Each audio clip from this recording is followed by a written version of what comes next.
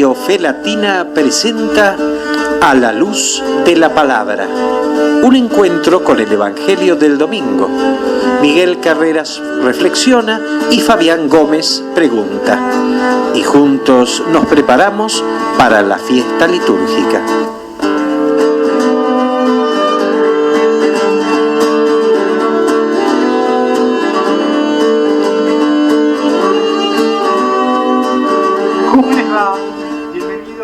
Radio Fe Latina para compartir este segmento que estamos iniciando en este último tiempo junto con la presencia generosa de Miguel Carreras para reflexionar junto a él el texto que la liturgia nos va a proponer para cada domingo, para llegar preparados a la celebración dominical de la mejor manera posible.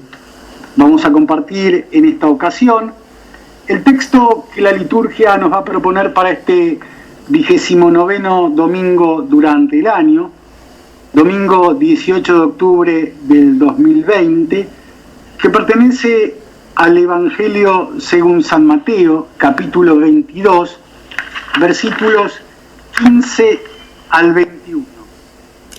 Entonces, los fariseos se reunieron para buscar un modo de enredarlo con sus palabras. Le enviaron algunos discípulos suyos, acompañados de herodianos, que le dijeron: Maestro, nos consta que eres sincero, que enseñas con fidelidad el camino de Dios y que no te fijas en la condición de las personas porque eres imparcial.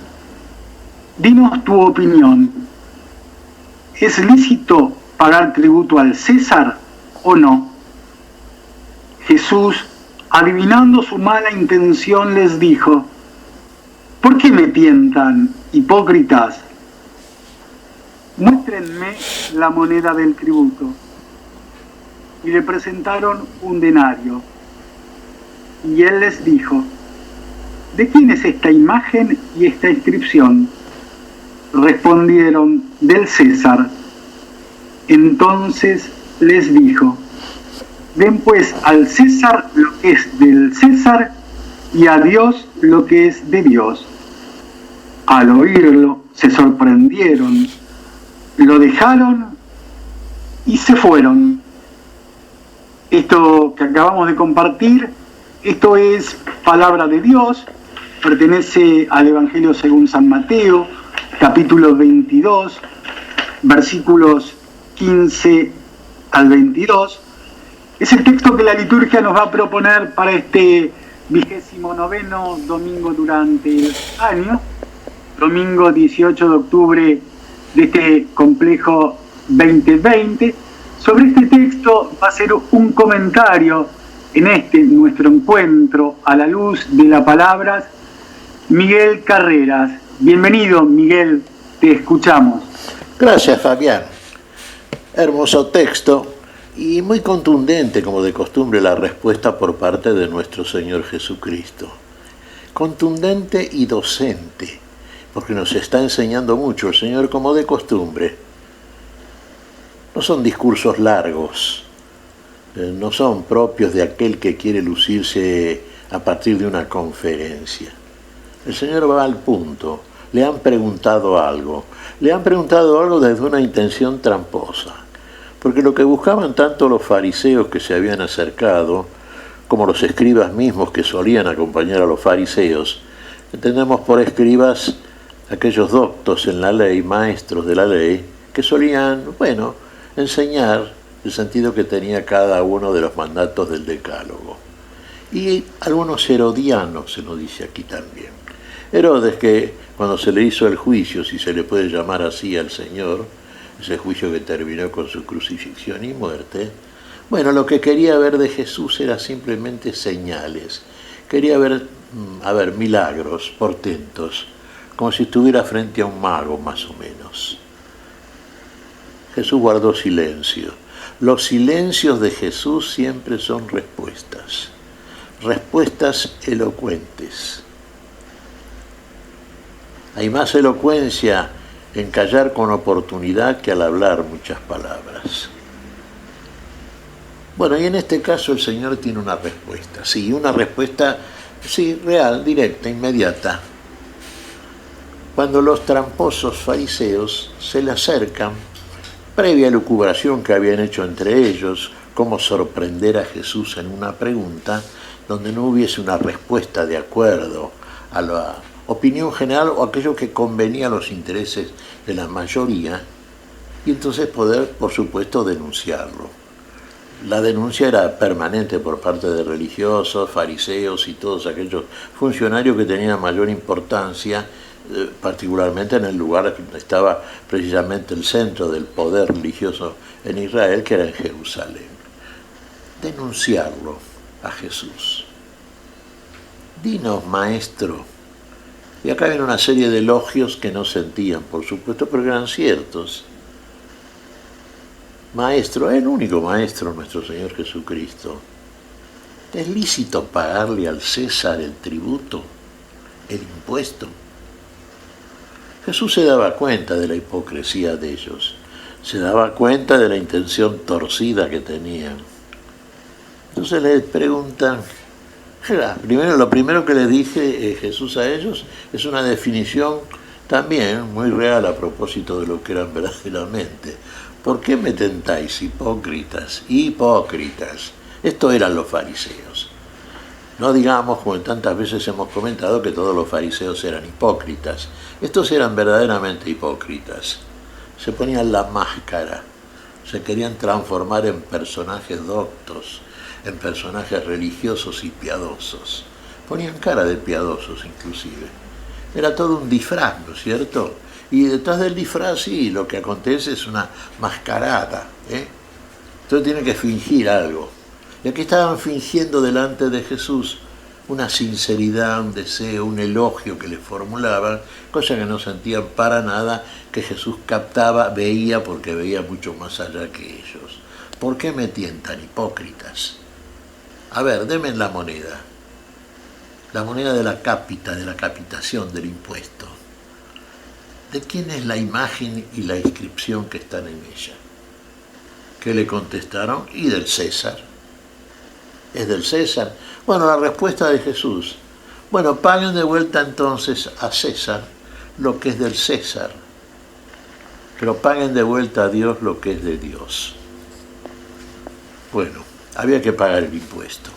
Después lo vamos a ver a través del desarrollo y vamos a verlo también desde una lógica, inclusive decimos comparativamente con la grandiosidad del Evangelio y de la enseñanza superior que nos trae nuestro Señor, que dentro de una lógica común, dictada por la racionalidad del tiempo, de la pura lógica, el hombre va a ver la necesidad, de pagar impuestos, tributos y todo aquello que se le exige dentro de un orden que tienen que existir en el seno de una sociedad para que pueda funcionar ordenadamente. Paguen de vuelta a César las cosas que son del César, pero paguen de vuelta a Dios las cosas que son de Dios.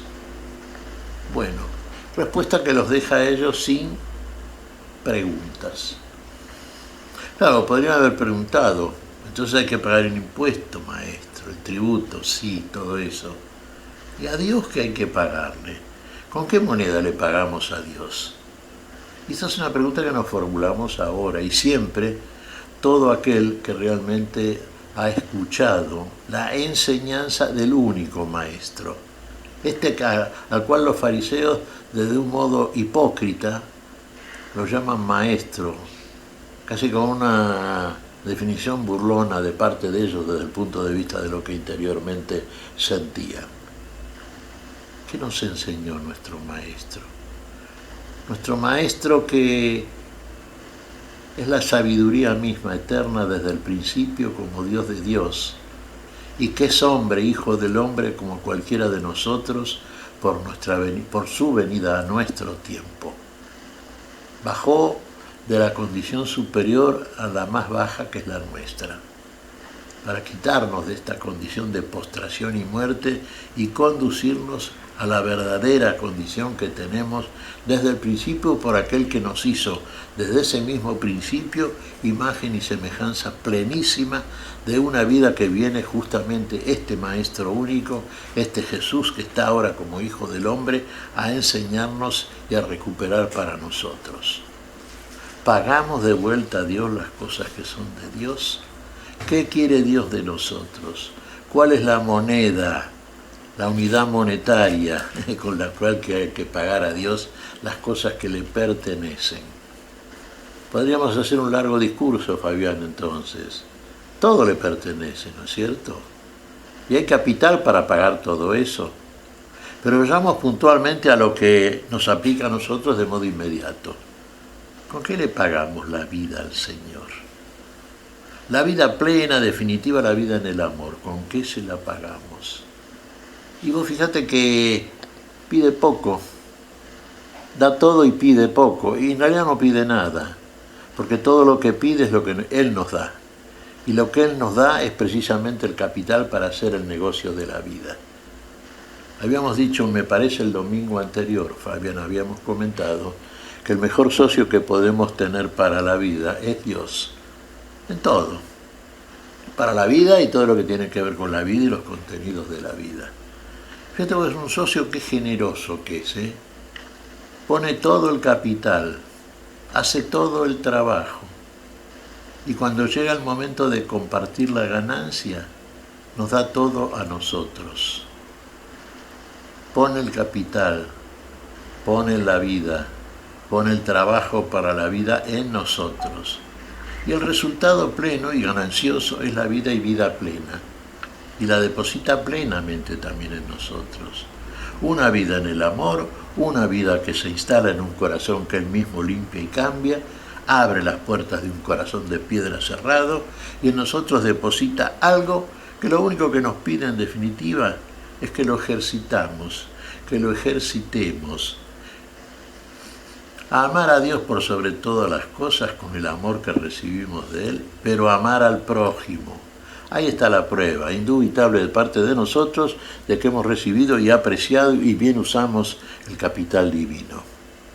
Paguemos de vuelta a Dios las cosas que son de Dios, paguemos con amor el amor abundante, generoso y definitivo que recibimos, volquémoslo también a aquellos que Dios quiere que sean socios para la vida, para el negocio de la vida, socios nuestros, nuestro prójimo, aquel que vemos, aquel que tenemos al lado, aquel que está igual que nosotros aquí abajo, esperando igual que nosotros y ansiando finalmente igual que nosotros subir al lugar donde lo aguarda la plenitud de la ganancia, que es la plenitud de la vida. Bien, usted está escuchando a Miguel Carreras, reflexionando sobre el texto que la liturgia nos está proponiendo para este 29º domingo durante el año, Evangelio según San Mateo, capítulo 22, versículos 15 al 21, en este espacio a la luz de la palabra a través de Radio Fe Latina. Miguel, de tu generosa introducción rescatamos algunas cosas como para conversar, como para charlar, como para preguntarte. Mencionaste que este texto que estamos compartiendo es hermoso, es docente y es contundente. A ver, ¿por qué los definiste de ese modo? Hermoso, contundente y docente. Vos sabés que habíamos visto en encuentros anteriores, Fabián, el concepto de belleza, ¿no? Pero no de belleza a la luz, digamos, de una filosofía del arte o de un criterio estético en tren de formular un juicio acerca de la belleza, sino la noción de belleza, que es la verdadera en definitiva, porque es definitiva también, que tiene el Señor y que muestra a través de su enseñanza y que nos llega a nosotros a través de la palabra que estamos viendo. No la belleza, digamos, que puede obtenerse a partir de regios y hermosos peinados, trajes lujosos, joyas deslumbrantes, un rostro que sí, que desde el punto de vista de un criterio puramente artístico juzgamos como bello, y realmente los hay. Lo sabemos, son experiencias muy humanas, muy inmediatas, y cada uno de ellos, de nosotros, puede dar testimonio de estas cosas. Pero acá estamos hablando de la belleza incorruptible de un espíritu que está verdaderamente unido al espíritu que le comunica la vida. Y esa vida que es de suyo y por sí y en sí, como en contenido y definición, la misma belleza de la que vamos a hablar, de la que estamos hablando y de la que con frecuencia hablamos cuando apelamos, por ejemplo, a la... Podemos, un ejemplo, tenerlo en el día de hoy, precisamente Fabián, la belleza de la prosa de un Isaías, por ejemplo. ¿Te acuerdas que muchas veces hemos dicho que si hubiera que otorgar un premio Nobel de literatura, uno tendría que tener en cuenta en primerísimo lugar al profeta Isaías? Sí, del cual vamos a hablar nada más que en un ratito. Perfecto. Miguel, ¿dónde está? Te redondeo, perdóname que te interrumpa, Fabián. Sí, ¿cómo no? Te redondeo porque vos inquiriste a propósito de dos términos, contundente y docente. Claro, que son los términos que utilizaste vos en la descripción inicial del texto. Claro, porque vos fíjate que le llaman hipócritamente, lo era en realidad, pero sabemos por parte de los fariseos lo que preside, digamos, todo su comentario es la hipocresía.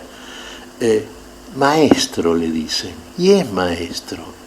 Y todo lo que dice el maestro es docencia, pero es la misma docencia que debemos introducir en el capítulo de esto de lo cual estamos hablando. Estamos hablando de otra cosa. Así como hablamos de una belleza permanente, de una vida eterna, tenemos que hablar también de una docencia definitiva. Esta palabra es docente para siempre, para los tiempos. En ese sentido, la docencia del único maestro, nuestro Señor. Y contundente porque es definitiva justamente. Es definitiva y consecuentemente tenemos que decir que lo que está diciendo siempre es una definición. Adelante, Fabián. Bien.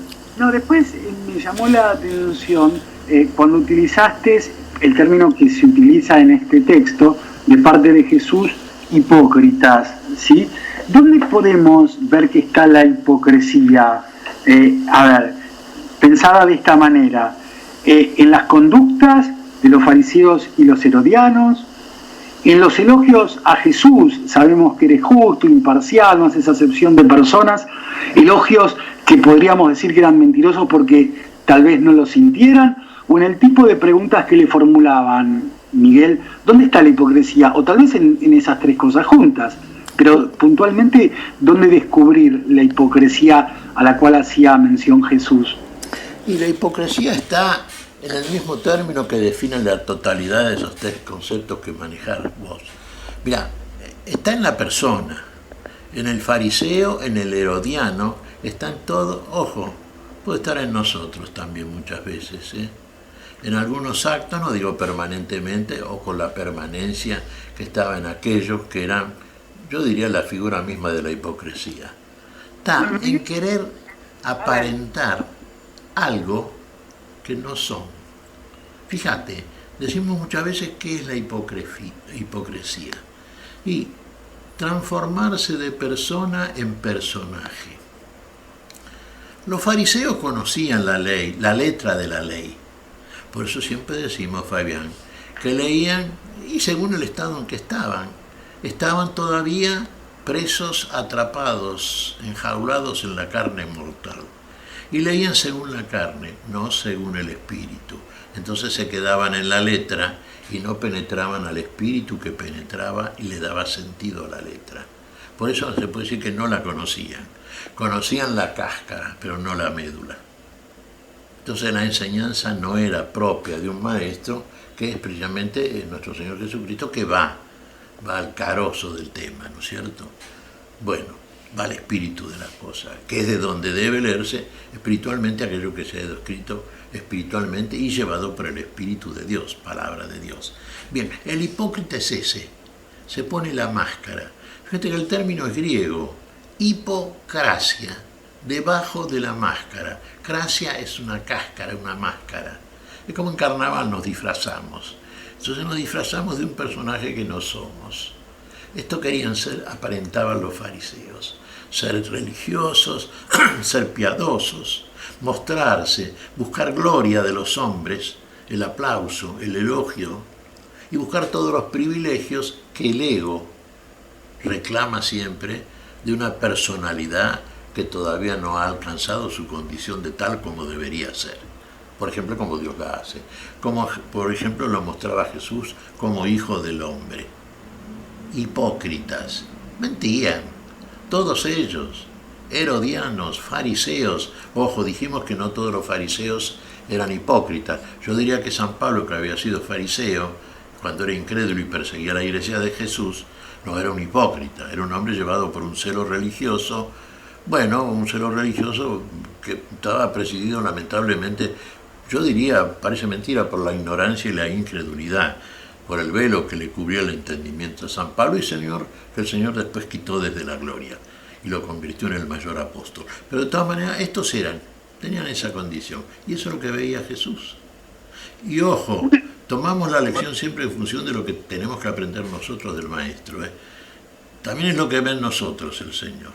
Porque esto que le está diciendo a los fariseos, tengámoslo en cuenta también, para darnos cuenta, y a veces nos damos cuenta y no lo confesamos, que muchas veces somos hipócritas. Muchas veces queremos mostrarnos, según la conveniencia, lo que creemos como tal delante del otro, como algo que verdaderamente no somos. Bueno, todo eso es lo que viene a quitar el Señor de nosotros. Tiene que descubrir, detrás de tantos velos que tenemos, de tanta mentira con la cual nos recubrimos, y nos parece que fuera lo mejor y conveniente para nosotros, de una manera engañosa, y cubrimos una personalidad que por timidez, por vergüenza y hasta por conveniencia, según especulación meramente humana, no queremos mostrar. No queremos mostrarnos como somos. Lo que el Señor viene precisamente a descubrir en nosotros es cómo somos y quiénes somos. Y a partir de ahí nos va a llevar Él a mostrarnos como en un espejo la verdadera identidad, que no es la de la máscara, sino la que ve Dios, la que está viendo en estos fariseos, por ejemplo. Jesús pregunta, ¿por qué me tientan? ¿Eso es motivo para ser señalados como hipócritas? Que a su vez es uno de los juicios de valor más repetidos y más fuertes dichos por Jesús, porque permanentemente Él hace referencia a la hipocresía en aquellos que se acercan a Él con una u otra intención.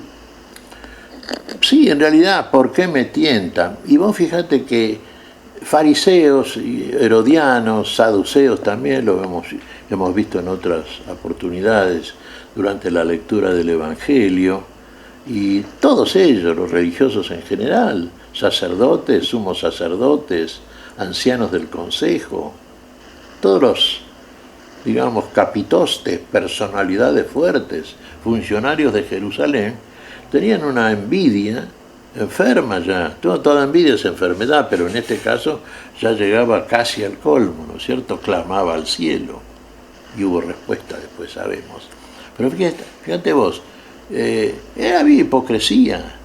Querían aparentar delante del pueblo aquello que no eran, para ser saludados con respeto, para ser temidos por el pueblo. Tenían desprecio por el pueblo. Y ya aquel como que tiene desprecio, o por lo menos menosprecio por el otro, se le acerca con palabras elogiosas, como en este caso, fíjate, maestro, sabemos... Claro, pero termina siendo una farsa, Miguel, entonces. Eso. Vos mencionaste el teatro griego, la máscara, termina siendo una farsa todo esto que planteás.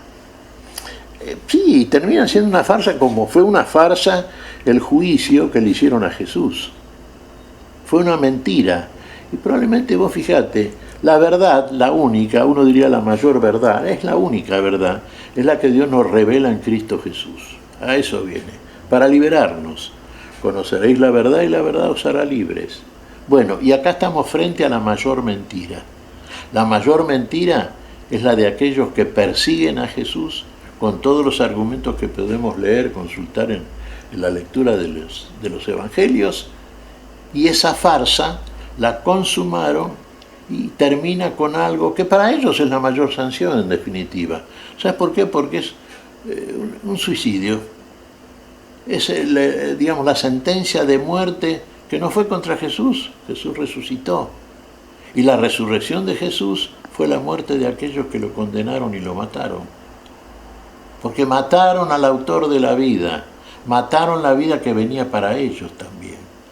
Mataron la posibilidad de vivir. Uno dirá, no nos corresponde a nosotros hacer un juicio, establecerlo de un modo tan categórico. Sí, por supuesto, lo hace Jesús, lo hace el Señor. Pero de todas maneras, en principio, y provisoriamente por lo menos, estamos en el tiempo todavía, podemos decir que, bueno, que el que atenta, lucha y finalmente consuma su atentado a la vida, bueno, sentencia su propia muerte, desecha la vida, se queda con la muerte. Al cabo mataron el cuerpo, pero no pudieron hacerlo con el alma en última instancia.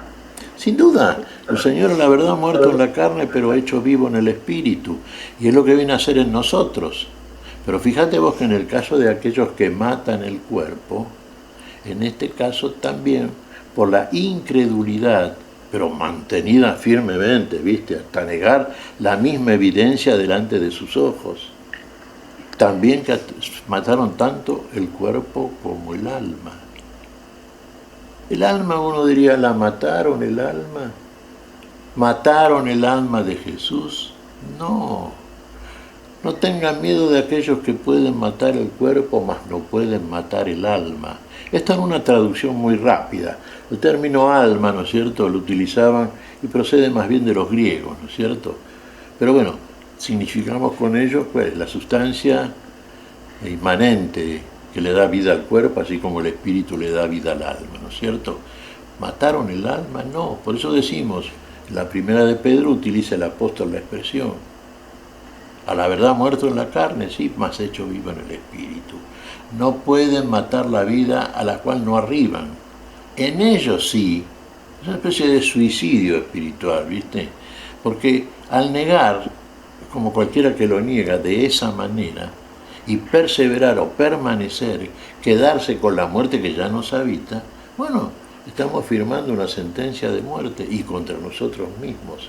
Y esto hicieron todos estos guías religiosos, todos estos incrédulos, pero no por ignorancia y incredulidad absolutamente, sino porque en los hechos mostraron casi, digamos, ¿no es cierto?, esa ignorancia, ese velo que los cubría y les impedía ver, lo cual sería una excusa, como de alguna manera en algún punto de tiempo, evocando su tiempo de persecución a la iglesia, nos decía San Pablo en una de sus epístolas. Sí, yo perseguía a la iglesia del Señor, lo hacía en ignorancia y en incredulidad. Bueno, aquí parece que ya la ignorancia y la incredulidad por parte de estos que llevaron al Señor al Calvario, habría que analizarla finamente a ver si es tanta ignorancia y tanta incredulidad. ¿Estaban conscientes de que estaban matando al Hijo de Dios? Vamos a quedarnos detenidos en la piedad como corresponde a todo cristiano, como nos diría el Señor en este momento, y digamos, perdónalo, Señor, porque no saben lo que hacen. Humanamente, ¿qué haríamos nosotros, Fabián? Y nos rebelaríamos, trataríamos de actuar con mayor violencia aún, claro, no solo verbal, sino física. Totalmente. Si yo, por ejemplo, viera objetivamente desde el punto de vista de la relatividad humana, desde la parcialidad racional, ¿qué haría con estos tipos que lo mandan a Jesús a morir de esa manera, castigándolo de esa manera, con esa crueldad, con ese odio, con esa envidia y ferocidad? Y aplicaría muy probablemente en un momento también, ¿viste?, del afán vengativo que tenemos, por lo menos lo intentemos desde la venganza muchas veces como obrar justicia, de castigarlos también a ellos, ahí mismo. Jesús no hizo eso. Fíjate vos hasta dónde llega el amor, que en definitiva es la síntesis de todo aquello que nos enseñó el Señor. Perdónalos, no saben lo que hacen. ¿Lo aprenderán? Solo Dios lo sabe.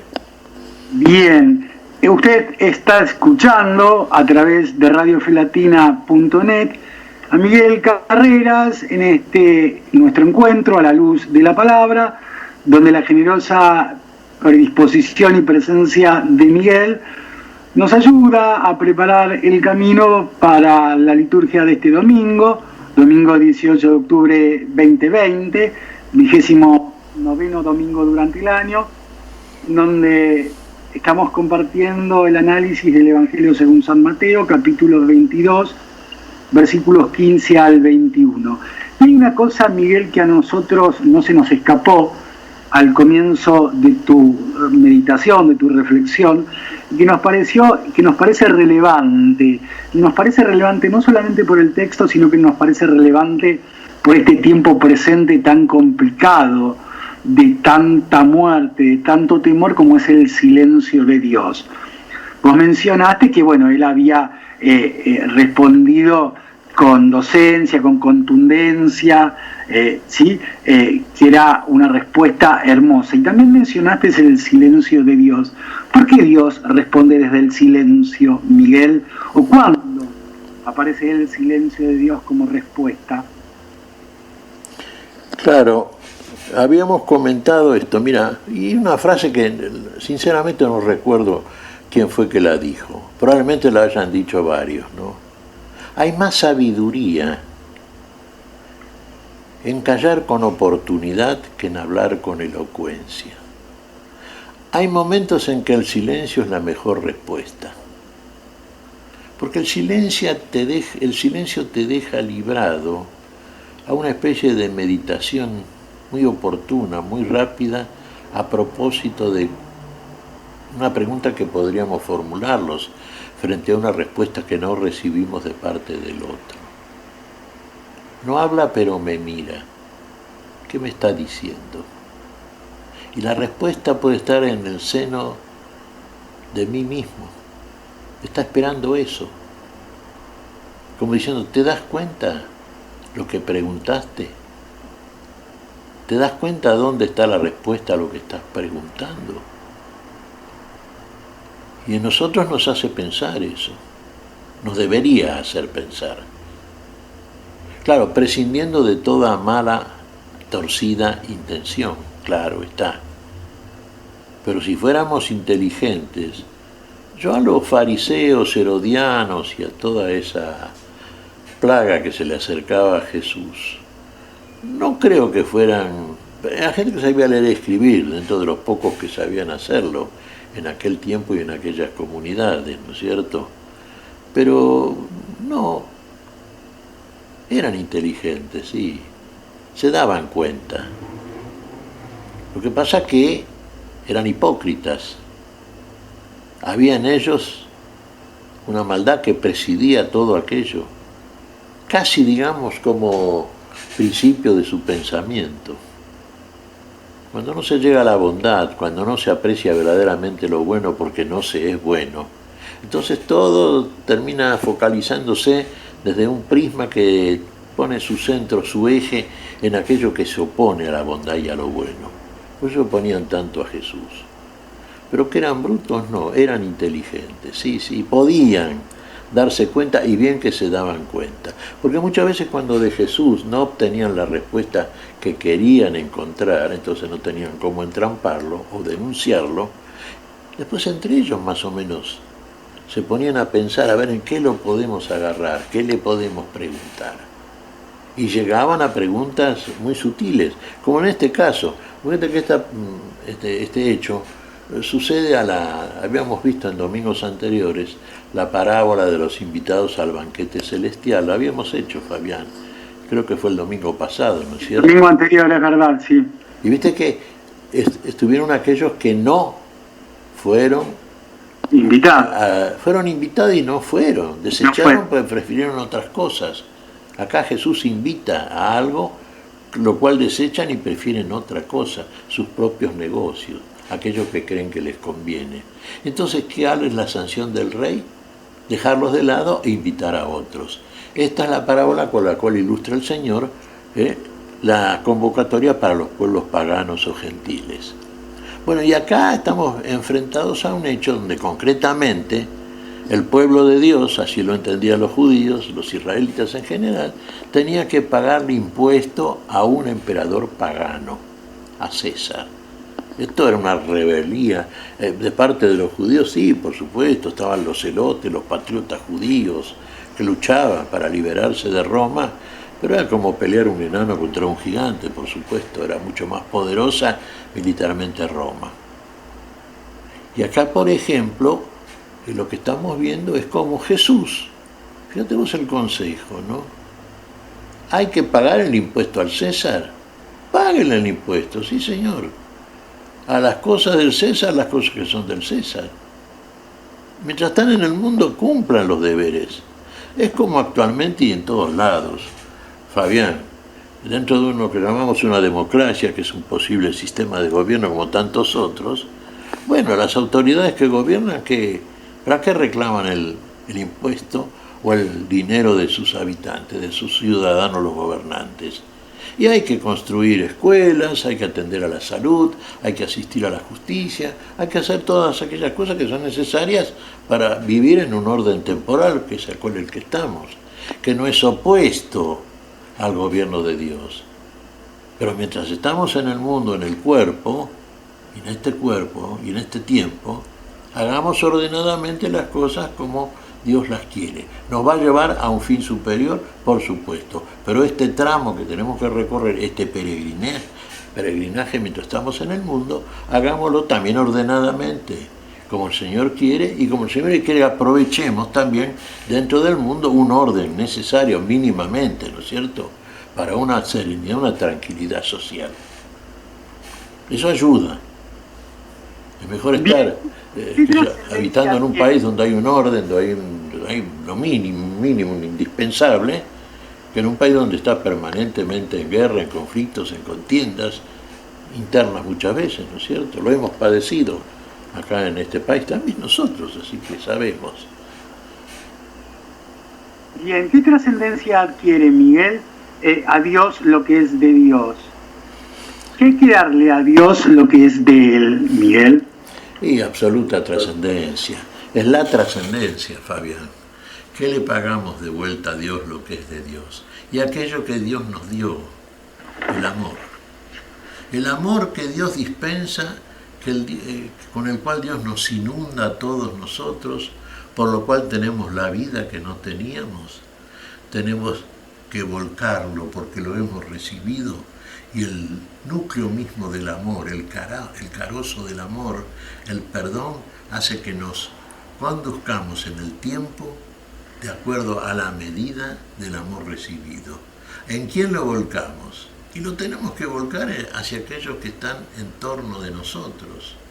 Que nuestra relación de amor con Dios sea cierta en el sentido que la ejercemos en nuestra relación de amor con el prójimo. Y entonces lo que le pedimos a Dios cuando rezamos el Padre Nuestro, hagámoslo también nosotros en nuestra relación con el otro. Perdonemos. No nos dejemos caer en tentaciones que de pronto nos impulsan a la comisión de hechos que deterioran una relación con los otros. ¿Te das cuenta? Pedimos el pan nuestro de cada día. Sí, lo precisamos, pero el otro también lo precisa. Y si no lo tiene, ¿qué hacemos? Y si tenemos, le damos, compartimos. ¿Qué hizo Dios en Cristo Jesús? Se compartió, Él se compartió con nosotros. Apreciamos mucho y ponemos por ahí, y este es otro hecho que tenemos que tener en cuenta también. Cuando vamos a participar del hecho eucarístico, ¿qué ponemos? ¿Cara de piadosos así? ¿O realmente vivimos el instante eterno en el momento histórico? ¿O la sacralidad propia de aquel que está verdaderamente viviendo el hecho? Sepamos compartirnos, darnos con el dar. Todo aquello es relación de amor. Ahora, si la relación nuestra, yo me quedo en mi casa tranquilo, la gente que conozco, gente nueva no, porque es un peligro. Y bueno, eso ya es la respuesta egoísta del ego. Es que otra vez una redundancia, pero es así. Yo estoy bien, a mí no me molesta. ¿Y qué es eso? Es un egoísmo que tiene también un grado, un nivel de hipocresía, ¿no es cierto? a lo mejor no expresado manifiestamente, pero que lo es, y que en nosotros es desde ya una culposidad que tenemos y la cual ve el Señor, ¿no? No la reconocemos, pero hay alguien que la ve, y es el único que nos va a juzgar, el que la ve. No nos olvidamos que en el final juicio vamos a ser juzgados de acuerdo a lo que hayamos hecho en este tiempo y por medio de este cuerpo. Bien, Miguel, la respuesta los sorprendió. Va terminando el Evangelio de este domingo, Mateos. ¿Esperaban otra reacción? ¿Acaso la respuesta los sorprendió, lo dejaron y se fueron? Ya no tenían más nada que acotar, ya no tenían más palabras, ya no tenían más nada que decir, pero esperaban otra cosa que Jesús le respondiera, Miguel. Y sí, esperarían seguramente. Fíjate vos, ¿los sorprendió la respuesta? Sí, como quien dice, viste, un término muy utilizado aquí en Argentina, ¿no? Cuando la respuesta del otro nos deja sin palabras. Les tapó la boca Jesús, los dejó sin palabras. Por eso se fueron y esperaron un mejor momento. ¿La esperaban? No, por lo menos no la deseaban, ¿no? ¿Los sorprendió? Sí, los dejó sin palabras. Bueno, ahora, ¿qué esperarían ellos? Y que dijeran, no le paguen al César. Y entonces lo harían un oponente, un rebelde contra el César, y lo denunciarían delante del César. Y tendría así, uno diría, la simpatía del pueblo, sobre todo del pueblo rebelde, ¿no es cierto?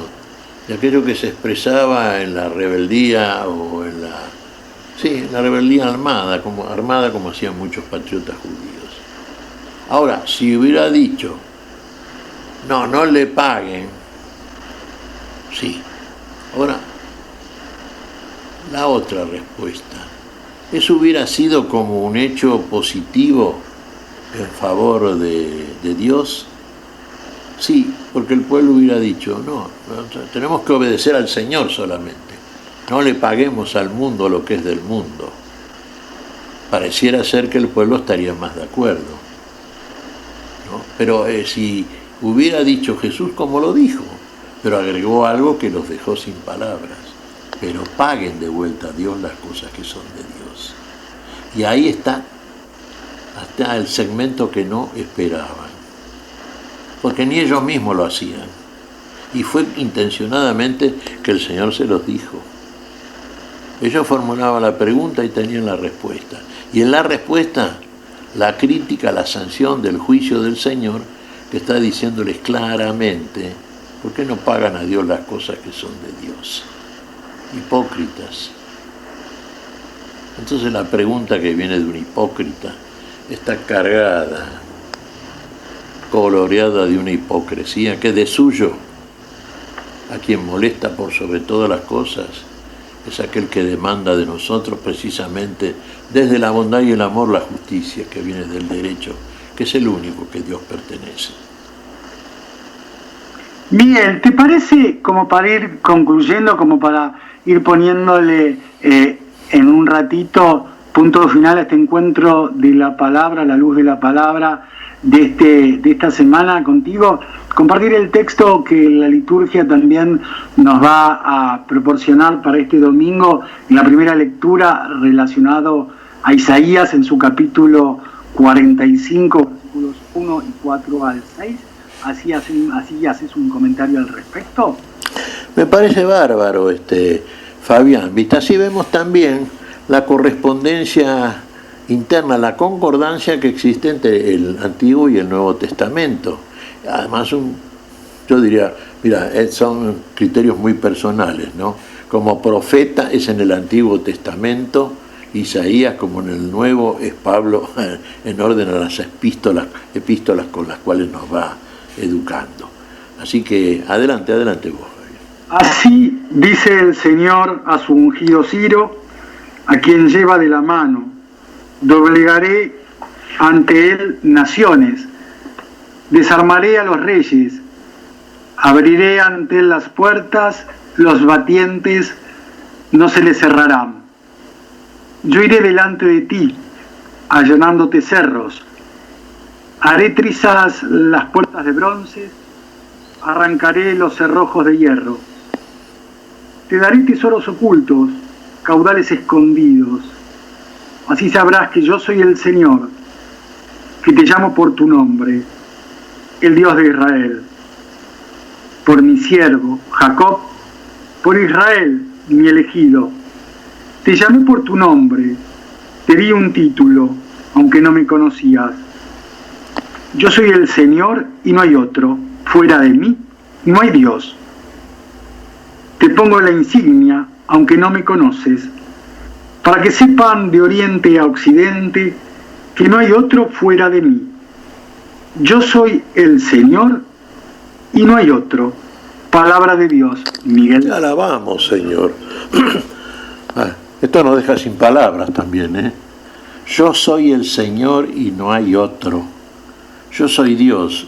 No es que es el mejor de los dioses, es el único Dios. Fuera de Él no existe Dios, Él es Dios. Fíjate vos, aquí está tomando el profeta a un Ciro. ¿Quién era Ciro? Uno dice, ¿y este Ciro? Ciro no era judío. Ciro junto a Darío fueron los jefes del imperio medo-persa que dominó a Babilonia y liberó a los pueblos que estaban cautivos en Babilonia, entre ellos al pueblo de Israel, por lo cual pudo volver la casa de Judá, cautiva 70 años en Babilonia, a volver a hacer el culto y restaurar los muros de Jerusalén. Volvió el pueblo cautivo a Jerusalén. Y este Ciro, fíjate, fue un instrumento, era pagano por supuesto, en manos de Dios. Por eso dice ahí, aunque tú no me conocías. Pero sin embargo, lo hizo, uno diría sí, porque este Ciro era un militar genial, era esto y aquello. Posiblemente lo fuera así en ese sentido.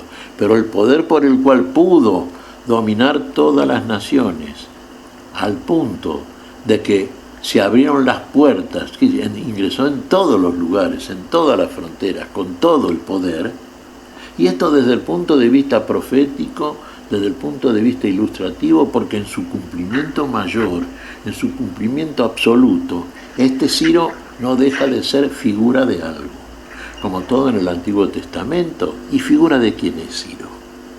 Figura de Cristo. ¿Quién es el que entró en todas las naciones? Fíjate que está vinculado el texto a la incorporación de los gentiles en la alianza nueva del amor para la vida. Cristo entró. Esta milicia celestial, ¿no es cierto? No con armas literales, no contra carne y sangre, sino contra, como dice el apóstol San Pablo, inicuas fuerzas espirituales ubicadas en lugares celestiales. Ahí entra el Ciro mayor, es nuestro Señor Jesucristo. Ilustrado en este Ciro que efectivamente, desde el punto de vista de la conquista vulgar, como se dice en el mundo, como todos los imperios que ejercen su poder sobre el mundo, sí, por supuesto, utiliza los elementos que tiene a disposición, que son los elementos militares. Y ahí tenemos entonces, fíjate vos, la gestión de Cristo, de la palabra de Dios, de la vida que nos trae Dios en Cristo Jesús, ingresando victorioso en todas las naciones de la tierra. La palabra de Dios cubriendo todo el mundo habitado. En este momento, fíjate vos, Isaías habló 750 años antes de Cristo. Sí. Ponele más o menos. 2700, casi 3000 años después, toda la tierra habitada conoce la enseñanza de nuestro Señor Jesucristo. Quizá no todas, por supuesto, hay lugares donde hay oposición, pero probablemente hay desde el punto de vista, qué sé yo, numérico, no nos fiemos tanto de eso, ¿no? Pero de todas maneras, es el cristianismo la mayor religión en este tiempo en el mundo. El mayor número de integrantes que forman parte de un credo es precisamente el cristianismo. En todos los lugares de la tierra el Señor quiere ser conocido porque quiere que todos participen de la vida. Bien, hacen la invocación a Ciro y le dice, te llevaré de la mano, una típica e inigualable imagen de la protección del Señor, ¿verdad? Sí. Llevar a alguien de la mano es llevarlo bajo sus alas, en su protección, en su cuidado, en su guía, Miguel. Y así nos lleva el Señor, fíjate. Somos iglesia, decimos somos cuerpo de Cristo. Sí, el Señor nos conduce, nos guía por su Espíritu, desde la gloria a la unidad plenísima de la vida con el Padre, y desde el mismo Padre recibimos ese poder. Por eso somos los encargados de comunicar y compartir toda esta enseñanza que es la vida en todos los lugares donde nos envía por su gracia el Señor. Nosotros estamos aquí en la República Argentina, Ciudad de Buenos Aires, hablando de estas cosas. ¿Cómo llegó a nosotros la palabra? Alguien la trajo en algún tiempo que desconocemos, pero el que sí sabemos que trae todo a todos y en todos es el Señor de todos, es el único Señor y Dios nuestro. Dios eterno, Dios el Padre, Señor eterno en el Hijo Cristo Jesús, por el Espíritu que nos ha dado. Con ese poder podemos llevar algo que es la vida, es la palabra sobre la cual estamos ahora conversando. Bien, ¿cómo es esto de derribar puertas, por más fuertes que sean, y abrir puertas?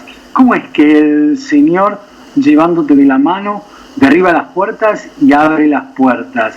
¿Es alguien como que marca el camino, Miguel, por aquello, yo soy la verdad, el camino y la vida? Sin duda es el camino, sin duda, y por la verdad nos lleva a la vida. Pero las puertas, por más fuertes que sean, las oposiciones, muchas veces las encontramos, pero sin embargo, es una lucha desde el punto de vista espiritual siempre, porque está ilustrado desde el punto de vista ascenso perceptible, como fijamos como elementos parabólicos siempre a partir de la enseñanza del Señor. Puertas fuertes son gente que se niega a creer, y por más fuerte que sea la oposición, países también, sin duda, el Señor ha entrado en todos los lugares, por difíciles que parezcan, por imposibles que parezcan. La palabra del Señor lo hace. Unidos a Cristo Jesús todo lo podemos. Lo que parece imposible para el hombre es posible para con Dios. Que la iglesia de Cristo, los que son verdaderamente miembros fieles de la verdad que recibieron del Señor, sabemos que pueden perder la vida en la carne, pero sabemos que son hechos fuertes en el Espíritu y permanecientes en Él, y finalmente en la vida eterna y su plenitud. Pero la palabra de Dios va a quedar, va a entrar, por más oposición que se oponga. El Señor es más fuerte. Está ilustrado de muchas maneras a través de la Escritura, y a través inclusive como correlato del pueblo, de la historia del pueblo de Israel. Israel, cuando peleaba contra los enemigos, si estaba en fe en ese momento, prevalecía porque el que luchaba el combate era Dios en ellos. Y tengamos esto siempre en cuenta. El que nos guía, el que nos lleva, el que nos da el poder, el que finalmente pelea por nosotros, es aquel que es todo en cada uno de todos. Bien, 3 veces se va a repetir en este texto que nos permite estar concluyendo nuestro encuentro de hoy a la luz de la palabra, Miguel. Yo soy el Señor. ¿Cómo es esto de la reafirmación repetida 3 veces? Yo soy el Señor. ¿Por qué tanta necesidad de reafirmarlo, de insistir, de remarcarlo, Miguel? Sí, tendríamos que ingresar un poquito en la consideración de la numérica bíblica también, ¿no? El 3 es la consumación. Estoy con ustedes 1, 2 días y en el tercero soy consumado. El Señor resucitó al tercer día. El Dios que adoramos es el Dios uno y trino, Trinidad en unidad, decimos siempre, ¿no? 3 veces es un énfasis espiritual que se pone sobre algo sobre lo que se quiere llamar una puntual, ¿no es cierto?, atención. 3 veces, Señor. El Señor, Dios en la eternidad, Señor en el tiempo. Nuestro Señor Jesucristo, el Hijo del Hombre, es el Señor. ¿Te acordás cuando Tomás lo reconoce a Jesús, cuando éste se le muestra resucitado? ¿Qué dice Tomás? Señor mío, Dios mío. Dios mío, sí. en el Hijo del Hombre reconoce, ve por la resurrección qué cosa, el Hijo de Dios. ¿Te acordás cuando Jesús le contesta al apóstol, que después fue apóstol, entonces discípulo, Felipe, cuando Felipe le pregunta o le dice, Señor, muéstranos al Padre y con eso nos basta? Nos basta, claro. ¿Qué le dice Jesús? Felipe, tanto tiempo que estoy con vosotros y aún no me habéis conocido, el que me ha visto a mí, ha visto al Padre. El que ve en el hombre la presencia de Dios, ahí conoce, ahí habla de lo que ha visto. De lo que sabemos hablamos, de lo que hemos visto damos testimonio. Por eso los apóstoles del Señor dan testimonio de estas cosas. Muy bien, estamos llegando al final de este nuestro cuarto encuentro. Agradecemos a tantos hermanos y hermanas, oyentes, amigos que semana tras semana están avalando y nos hacen llegar sus comentarios de beneplácito por este intento que estamos haciendo junto con Miguel Carreras, a la luz de la palabra, a través de Radio Fe Latina, para acercarles la liturgia dominical con la generosidad y las exposiciones docentes y claras que Miguel hace permanentemente. Nos empezamos a despedir. Este ha sido nuestro cuarto encuentro desde Radio Fe Latina, en donde compartimos el texto que la liturgia nos va a proponer para este domingo, 29º domingo durante el año, el Evangelio según San Mateo, capítulo 22, versículos 15 al 21, sobre el cual se ha explayado en forma abundante, en forma generosa, Miguel Carrera. Miguel, será hasta nuestro próximo encuentro, ¿sí? Te agradezco mucho, Fabián. Vamos, quería mencionar la asistencia técnica de mi esposa, Silvia Patricia, que hace posible estos encuentros y esta difusión. Con ella nos vamos a despedir en la parte técnica que nos va a proporcionar el cierre de este encuentro. ¿Te parece bien? Perfecto, Fabián. Muy bien, entonces con Silvia Patricia nos vamos al cierre y Dios mediante nos reencontraremos la próxima semana aquí en Radio Fe Latina para volver a compartir un nuevo encuentro junto con Miguel Carreras, con Silvia Patricia y Fabián Gómez, quien les habla, a la luz de la palabra. Que el Señor los bendiga y será hasta entonces, si Dios quiere. Gracias.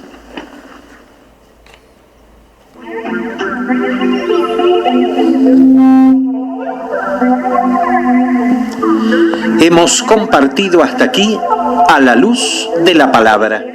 Será hasta nuestro próximo encuentro, siempre por Radio Fe Latina.